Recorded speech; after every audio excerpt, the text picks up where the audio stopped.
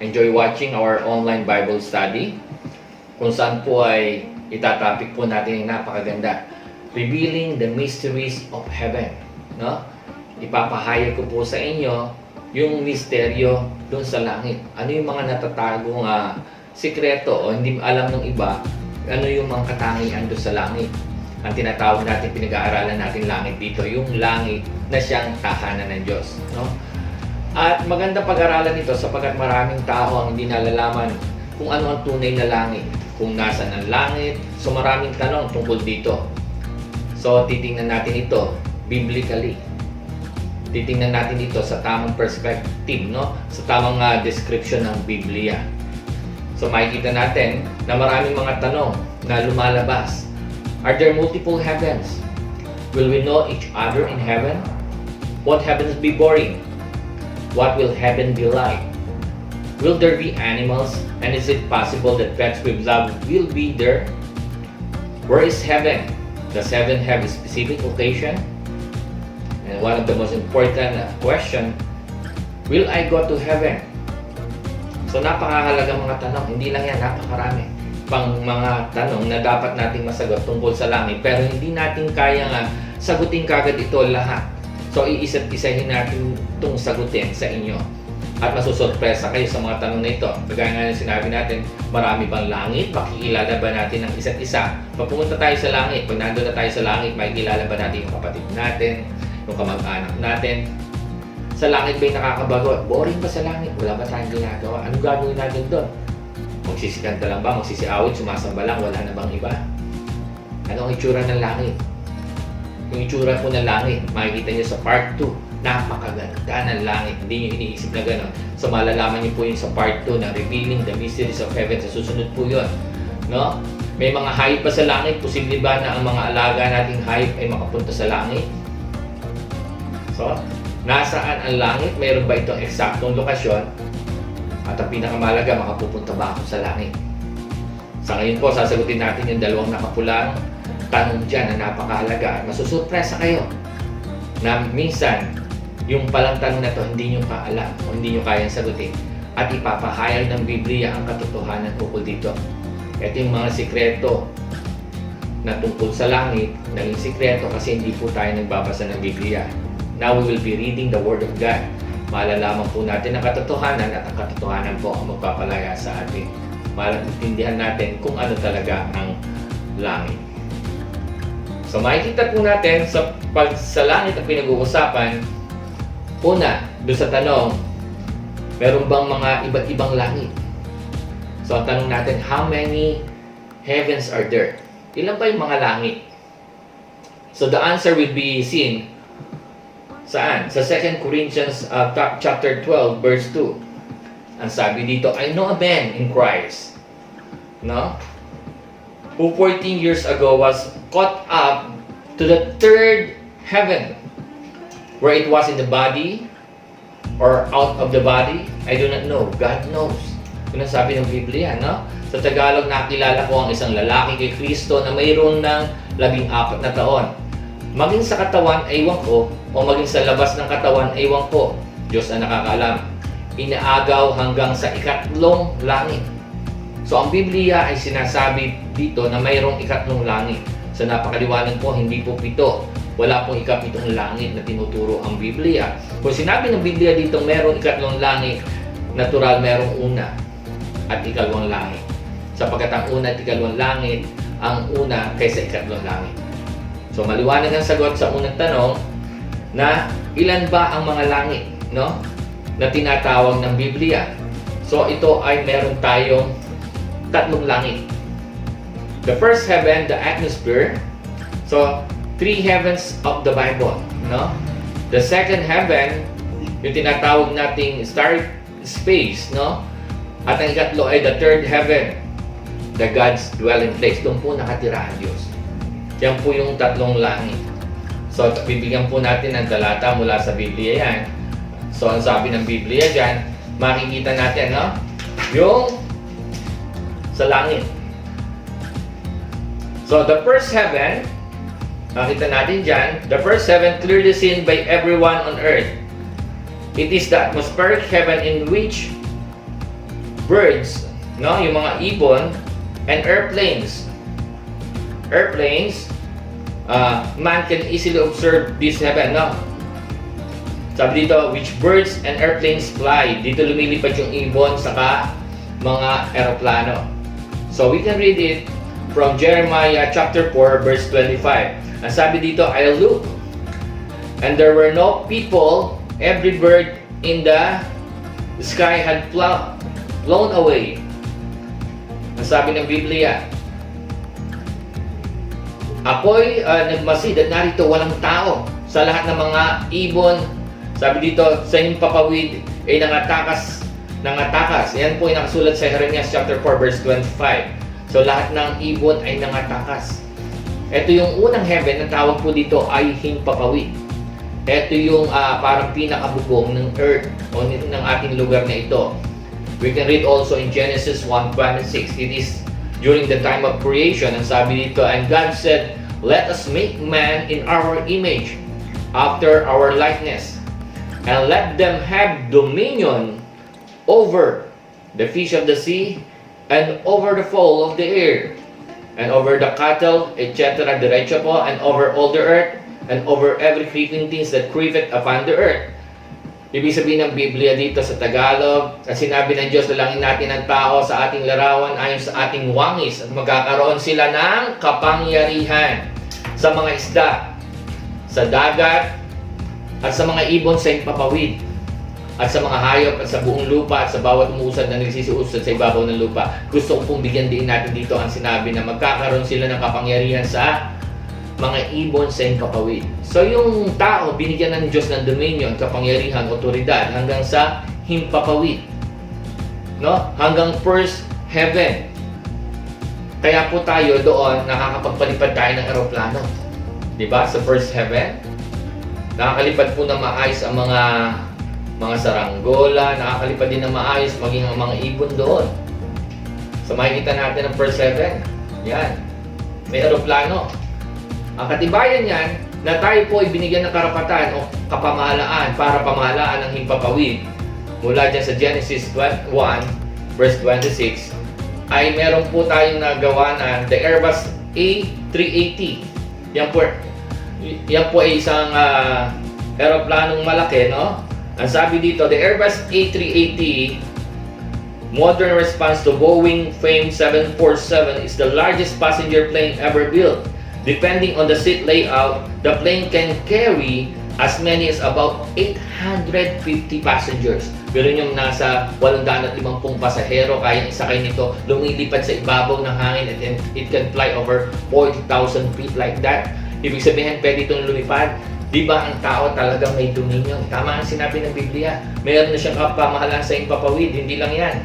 Kahit mga jet na mabibilis, nakakapagpalipad po tayo. No? Yung mga pangkaraniwan naman tao, kahit yung mga balloons, ay napapalipad natin dito na malaya. May mga festival po ng hot air balloons. So makikita natin na talagang may kapamahalan ng taong binigay ng Diyos doon sa first heaven. Ano po yung pangalawang heaven, no? Ang pangalawang heaven, the second heaven, no? Yan pong second heaven, sabi dito sa Deuteronomy chapter 10 verse 14, behold the heaven, can you say second heaven, and the heavens, mas mataas pa doon sa second heaven, ay yun yung tinatawag na third heaven, yung dwelling place of God, is the Lord's thy God, the earth also with all that there is in. Doon naman sa earth, nandun naman yung first heaven, no? Kaya nga sabi dito, first going to Mars will be a bad idea because there is no way to return from Mars. Walang way para makabalik kung pupunta tayo sa Mars, no?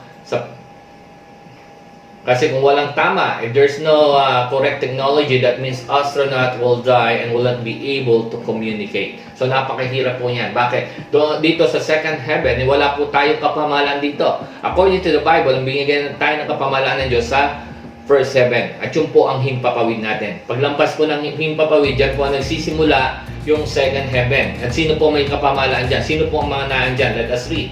In Ephesians chapter 6 verse 12, for we wrestle not against flesh and blood, but against principalities, against power, against rulers of darkness of this world, against spiritual wickedness in high places. So, hindi po tayo may kapamahalaan dyan. Kaya sabi sa inyo, pagdating doon, pupunta tayo, may nabalitaan nga tayo, pupunta sa Mars. Ang sabi dito, kung gusto nyo po mag-volunteer, pwede kayong bayaran, ay wala na po itong balikan. Bakit? Wala po tayong kapamahalaan dyan. Wala tayong kasiguraduhan. Pag lumipad tayo, lumipad yung mga sasakyan natin, hindi na natin alam kung makakabalik pa ito. Makikita natin sa pag-aaral ng NASA yan na marami pong pag-aaral sa NASA na naging palpak o sumabog ang kanilang mga sasakyan. No? Hindi nakapunta sa mga pupuntahan. So, punta tayo. Kung may first heaven, second heaven, ito na po yung pinag-aaralan natin, yung dwelling place of God. Ano ba itong langit na ito? The third heaven na sinabi ng Biblia. Where is the third heaven? Yan. Nasaan ba talaga ang ikatlong langit? Does third heaven have a specific physical location? Meron ba talagang specific na lokasyon itong third heaven, itong langit na sinasabi ng Diyos, yung kanyang tirahan? Kasi matagal na itong hinahanap ng tao, maging ng mga scientifico, meron ba tunay na langit? At hindi nila ito makita. So, paano ito sinasagot ng Biblia, no? Paano sinasagot ng Biblia? So, let's come back, let's review again. Meron tatlong langit na tayo na pag-aralan. The three levels of heaven. The first heaven, yan yung sky, ibig sabihin yung himpapawid, no? Na doon na nandun yung clouds. That man has dominion, na meron kapamahalaan yung mga tao. The second heaven is the location of the star in the solar system. Sino namamahala dito? The principalities, power, rulers of darkness, andyan sila. And in the third heaven, ito yung pamamahala, pinamamahalaan ng Diyos. Siyempre, dyan yung bahay niya. God dwells in the third heaven, no? Ito yung dwelling place ng Panginoon. So, ang sabi dito,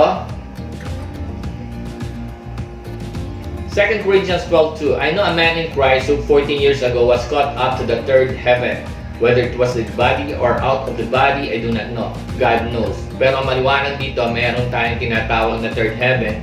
At yung third heaven nito ay ang langit. So makikita natin, no? Una, pakikita ko sa inyo ang isang pag-aaral dito. Na sabi dito, the North Star is thought to be a steady, solitary point of light that guided sailors for ages. But it's more to this star that meets the eye. The North Star is actually a triple star system. Ano po yung North Star niyan? Polaris is supergiant, more than 2,000 times brighter than the sun. No? Yung Polaris ay napakaliwanag.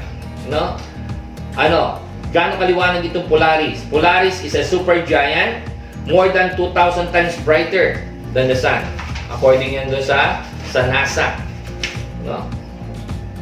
Ay, anong halaga niyang Polaris na yan? No, Polaris, napakahalaga ng Polaris na ito. Bakit? Polaris is actually one of the at least 3 stars in a single system. So, napakaliwanag nito. Depende ito. Siyempre, in-estimate nila yung liwanag nito is around 4,000 times as bright as the sun. Pero isang maliwanag dito, na itong Polaris ay mas maliwanag na napakalaki sa araw. Sabi dito, while Polaris is the North Star today, the Earth axis actually movels over centuries in pattern that astronomers call precession. Presently, Polaris, the brightest star in Ursa Minor, appears to close to North Celestial Pole and therefore serve as our North Star. Ang tawag dito ay North Star. Bakit mahalaga po itong Polaris? Yan. So, maintindihan niyo po ngayon ang isang sikreto sa Biblia kung bakit napakahalaga ng bituin ito na Polaris ang pangalan, na ito po ay nasa norte, nasa hilaga. Isaiah 14:13, ang sabi dito, for you have said in your heart, I will ascend into heaven. I will exalt my throne above the star of God. May star of God pala, no? I will also sit on the mount of the congregation on the farthest side of the north. Anong salita dito? Si Lucifer. Ito po'y ayon sa isinulat ni Isaias, no? Ang sabi dito sa pagkakasulat ni Isaias, sinabi daw ni Lucifer na siya ay Sabi dito, I will ascend into heavens.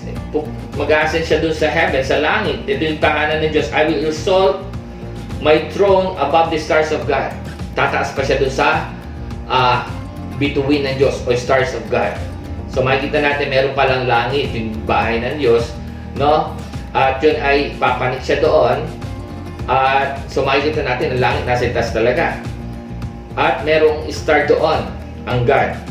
Ngayon yung star ng Diyos, mga bituin ng Diyos, nasa po yung lugar. Ang sabi dito, I will also sit on the mount of the congregation on the farthest side of the north.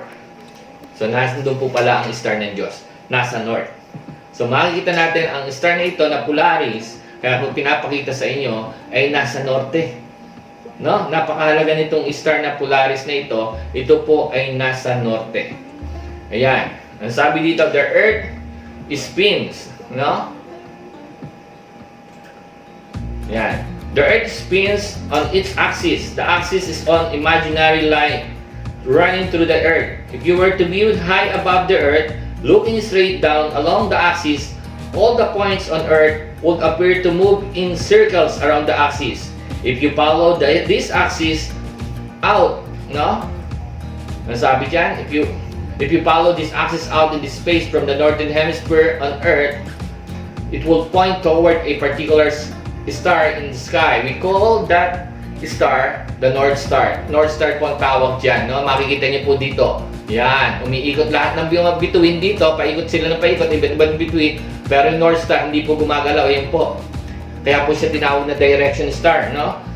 Sabi dyan, anytime you need a direction, you need to find the North Star. Anytime a ship needs direction, you need to find the North Star. Bakit? It is a direction star. Ito po nagbibigay ng direction. Napakaganda. Bakit napakahalaga pala ng Polaris? Napakaliwanag na. Mas maliwanag pa ito sa araw.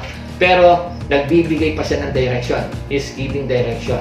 At napakaganda na ang katangian pala ng Polaris ay nagbibigay ng direction. At siya ay isa sa bituin ng Diyos sapagkat siya po ay nasa norte. No? At makita natin napakaliwanag, lahat ng star umiikot sa kanya, umiikot po yung paganyan. At doon sa dulo, sa pinakagitna, hindi po gumagalaw yung Polaris, kaya tinatawag po siyang direction star. So babasahin po natin sa Biblia, no? Isaiah 14:13. Sabi diyan, for you have said in your heart, I will ascend into heaven, I will exalt my throne above the stars of God, I will also sit on the mount of the congregation on the farthest side of the north. Napakaliwanag po niyan. No? So according to Isaiah, Lucifer said that for you have said, sabi ni Lucifer, I will ascend into heaven. Kasi naiinggit siya sa Diyos, no? I will exalt my throne above the star of God. May star pala ang Diyos, no? So makikita natin dito sa Tagalog, at sinabi mo sa iyong sarili, ako'y sasampa sa langit, aking itataas ang aking luklukan. Sabi dyan, no?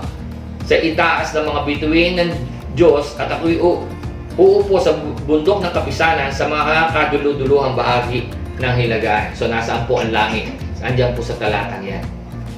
Nasaan ang langit? Ang sabi daw na sinabi mo sa iyong sarili, ako'y sasampa sa langit, aking itataas ang aking luklukan sa itaas ng mga bituin ng Diyos. Unang-una, ang langit po ay nasa itaas. At para malukit ito, kailangan niyo po makita ang bituin ng Diyos, ang mga bituin ng Diyos.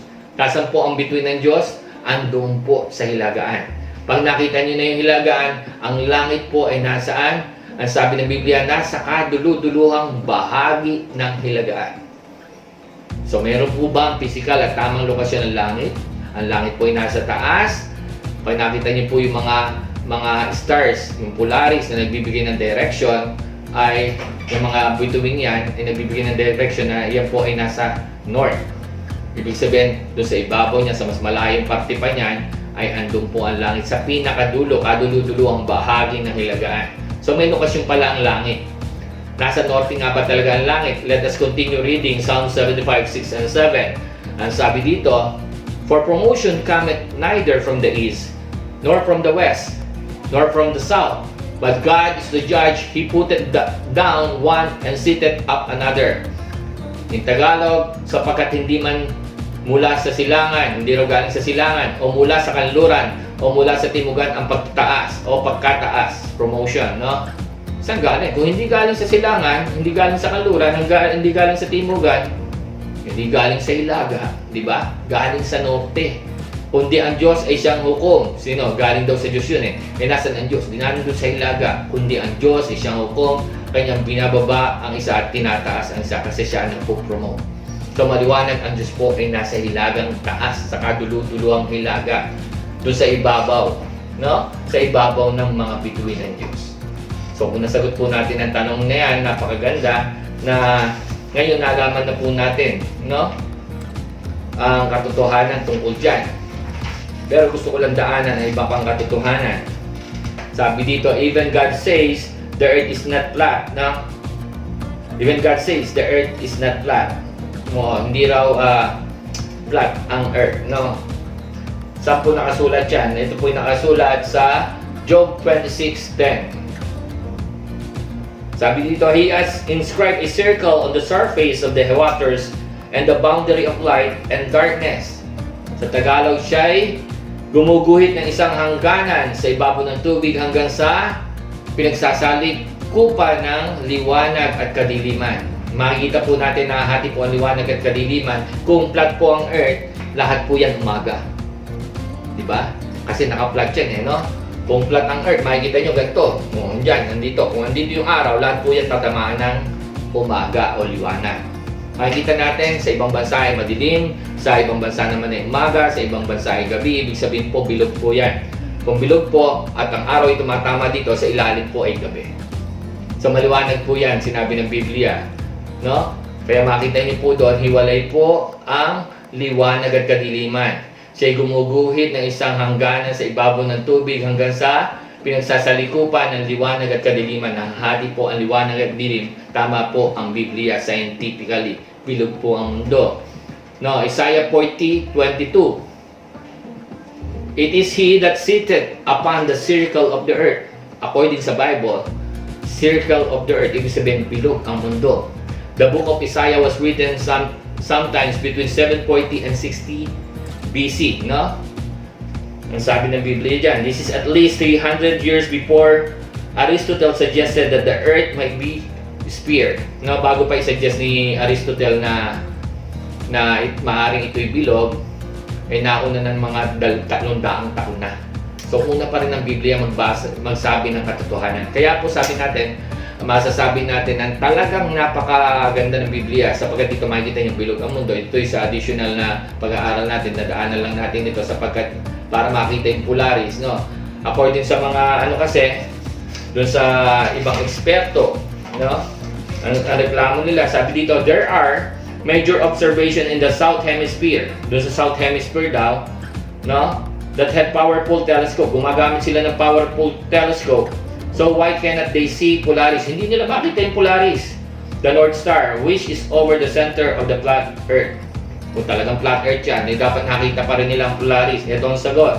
The obvious answer is because the curve of the globe Earth prevents them from seeing Polaris. Kung bilog po yan, andito po yung, kung andito po ang norte sa taas na ito, at dito po ang south, north-south, paano makikita nga naman yung kahit gumamit ka ng telescope? Diba? Hindi makikita ang Polaris. Diba? So yun po, isa pa nagpapatunay na ang mundo po ay bilog. So talagang totoo yung sinabi ng Biblia, no? Kaya makikita natin yung Polaris yan, ayun sa gitna, lahat ng bituin umiikot sa kanya at tinatawag siyang direction star. Hindi ka taka-taka na itong direction star din pala ang magtuturo kung saan naandoon ang langit. Kaya sinasabi ko sa inyo, kaya tinuturo po ito sa inyo scientifically at biblically, iisa po yan. Napakaganda, no? Yan, no? Isa pang katotohanan dito, ang sabi ng Biblia dito, no? Ang sabi dyan, He stretched out the northern sky over empty space, suspending the earth upon nothing. Job 26:7. Kanyang iniuunat ang hilagaan sa pagitang walang laman at ibinibitin ang lupa sa wala. Nakita nyo yung earth daw nakabitin sa wala. So kahit makita niyo po sa pag-aaral sa siyensa, no, ito po yung nakabitin. Tama po ba ang Biblia? Matagal na po na isulat ang Biblia, pero tama. Kaya sabi sa inyo, kung tama po ang mga katotohanan ito, tama rin po yung sinasabi ko sa inyo na ang langit na andun sa norte, nasa itaas, sa kadulu-duluang hilaga. Pag nakita nyo na yung mga star ng Diyos o yung mga bituin ng Diyos na andun sa ibabaw, sa norte, sa pinakadulo, andun po ang langit. No? Kaya sabi dito, according sa NASA, no, ito yung the local void, sample po. Kasi he stretched out the northern sky over empty space, no? He stretches out the northern sky over empty space. So ito po yung isa lang po ito. Pag-aralan niyo po, halimbawa po yung local void is a huge stretch of space that at least 150 million light years across. It seems completely empty stars. Sabi dyan, no? Hilagaan. Kanyang iniuunat ang hilagaan sa pagitan ng walang laman. Wala daw laman. No, ibinibitin ang lupa sa wala. Yung inuunat ang hilagaan sa pagitan ng walang laman, kagaya po ng mga void, no? Pwede niyo pag-aralan sa science po yan. Marami po tayo niyan sa north. No, isa po yung local void. Sample po yung local void. Ang sabi dito, the local void is a huge stretch of space that at least 150 million light years across. It seems completely empty. O, kaya nga sabi dyan, no? Over empty space, no? Completely empty of stars or galaxies, no? The northern circumpolar constellation of Draco, and sabi dito, NGC 65 is 80 million light years away from us, no? In the northern circumpolar constellation of Draco. So makikita natin sa mga hilaga po, maraming pong void dyan. You can study also yung isa pa, the Brooks void, no? Kayo na po mag-aaral doon, no? Makikita po natin talaga po ang mundo, makikita natin naman talagang bilog to, no? Even yung mga scientists na lumabas na sa ating outer space to see yung ating mundo, makikita yung bilog ito, hindi ito flat. So maganda po makita natin. So scientifically proven, actually kasi pag sinabi mo yung science, para mapatunayan, it must be observable. No? Kaya nga sinasabi sa'yo, I don't believe in evolution kasi ang evolution 45 billion years. Eh sino nabuhay ng 45 billion years? Para sabihin nyo ang mundo 45 billion years, no? At nagkaroon ng Big Bang or something like that. Sino nabuhay doon? It must be observable. Kaya hindi pwede yung hindi na-observe. Ngayon ang Earth na-observe na, no? Not only by science, by study, at iba-ibang experiment. Pwede rin makita ito sa labas mismo na actual video, no? Oh. At hindi lang yon, sa Biblia, yun din, nakasulat din. Bilog talaga ang mundo. So makikita natin, napakaganda niyan. Na talagang kahit sa nakikita natin bilog siya, kahit sa actual na mga exploration na ginagawa ng mga scientifico. So ano na pag-aralan natin, napakaganda, no? Ang langit talaga ay may talagang lugar ng langit. Yan. Pero ang langit ay napakaganda, hindi pa po natatapik yan. Pero yung lugar, alam na po natin ang langit ay nasa itaas, no? Review po tayo. Are there multiple heavens? Answer. Yes, there are 3 levels of heaven, no? It is written in 2 Corinthians 12:2. The first heaven, yung clouds. Hindi yan, yan yung himpapawid, no? Kung saan nandun ang clouds. The sky, no? Second heaven is the location of the star and solar system, no? And third heaven yung God dwelling place. Yun yung pinag-aralan po natin ngayon. Ngayon, where is heaven? So sabi nga natin, kung nalimutan nyo, sa Isaiah 14:13, andun po, I will ascend into heaven, I will exalt my throne above the stars. So ang sabi dito, I will exalt my throne above the stars of God. No, nasa itaas po talaga. Nasa itaas ang heaven, no? Andun sa may stars of God. Mas mataas pa si stars of God. Ang stars of God yung mga bituin sa norte. Isa po ang Polaris doon. I will also sit on the mount of the congregation on the farthest side of the north. Ang langit po nasa kadulu-duluang hilaga, no? Na lugar. Pag nakita niyo na po yung stars, makikita niyo na po doon. Sa pinakadulong hilaga, andun yung makikita ang bahay ng Diyos, yung langit, no? So yan yung review natin. Additional na natutunan natin na ang mundo ay bilog. Isaiah 40:22, it is He that sitteth upon the circle of the earth. Mas una pang nagsabi ang Biblia kahit kay Aristotle, no? Nag-suggest na maaaring ang bilog ang mundo. So ang mahalaga, ang tanong natin, makakapunta ka ba sa langit? Napakagandang lugar ng langit. Pero hindi ho tayo makakapunta dahil sa layo. Yung Mars nga hindi natin mapuntahan, yung langit pa. No, kung sa Mars, walang balikan, lalo na po yung langit. Hindi kayo basta makakapunta doon. Bakit? Meron lang isang daan doon. Sabi dito sa John 14:6, there's only one way, no? Jesus answered, I am the way, the truth, and the life. Sabi niya doon, ako ang daan, at itohanan at ang buhay. Walang makaparoroon sa Ama, kundi sa pamamagitan ko. Kaya napakahalaga po ng pag-aaral ng Biblia.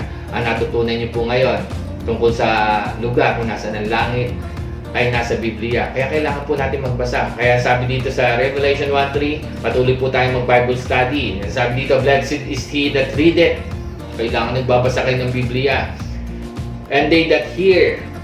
Pag nabasa nyo, kailangan naririnig. At pagkatapos, and keep those things which are written therein, for the time is at hand. Mapalad ang bumabasa. Huwag po tayo makikinig lang. Kaya tayo nadadaya minsan, nagkakamali kasi nakikinig tayo sa kwentong barbero. Basahin po natin kung nakasulat sa Biblia. Pagkatapos ay mapalad ang bumabasa at nakikinig ng mga salita ng hula at tumutupad ng mga bagay na nasusulat doon, sapagkat ang panahon ay malapit na. 1 Peter 3:15, but in your hearts revere Christ as Lord. Always be prepared to give an answer to everyone who asks you to give the reason for the hope that you have. But do this with gentleness and respect. Sabi diyan ng Biblia, idambanan niyo sa inyong puso si Kristong Panginoon. Humanda kayong lagi na magpaliwanag sa sino mang nagtatanong sa inyo tungkol sa pag-asa. So dapat handa po tayong sumagot sa lahat ng mga tanong ng Biblia. Dahil napakahalaga to. Huwag po tayong manghula kung nasa ng langit. Ang langit po ay nasa taas, nasa hilaga, sa kaduduluhang hilaga. Para hindi tayo mamali ng lokasyon, hanapin po natin ang bituin ng Diyos. Diba? Para maituro yung norte. No?